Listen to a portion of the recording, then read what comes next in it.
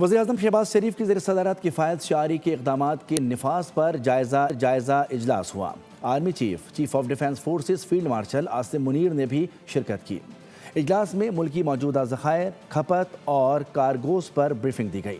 Briefing میں بتایا گیا کہ ملکی ضروریات کو پورا کرنے کے لیے پیٹرولیم مصنوعات کا مناسب ذخیرہ موجود ہے۔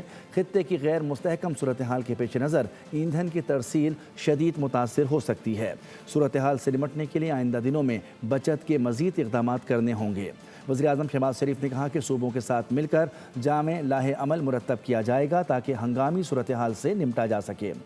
شہباز شریف نے کہا کہ اشرافیہ کے آگے بڑھ کر ایثار اور قربانی کو اپناتے ہوئے بچت اور کفایت شعاری کی مثال قائم کریں۔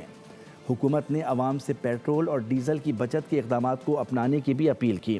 وزیراعظم نے کہا کہ آئندہ دنوں میں پیٹرولیم مصنوعات کی دستیابی متاثر ہونے کے خطرے سے بچنا ضروری ہے۔ ہر ممکن طور پر نمٹنے کے لیے تیار رہنا ہوگا۔ بدلتے حالات کے مطابق طرز عمل اپنانا ہوگا۔ اجلاس کے اعلامیے کے مطابق پیٹرول بچانے کے لیے کارپولی اپنائی جائے گی، نقل و حرکت اجتماعی طور پر کی جائے، غیر ضروری سفر سے اجتناب کیا جائے اور تیل بچانے کے لیے آمد و رفت کو محدود رکھا جائے۔ سبسکرائب کریں اور بیل دبائیں تاکہ کوئی خبر رہ نہ جائے۔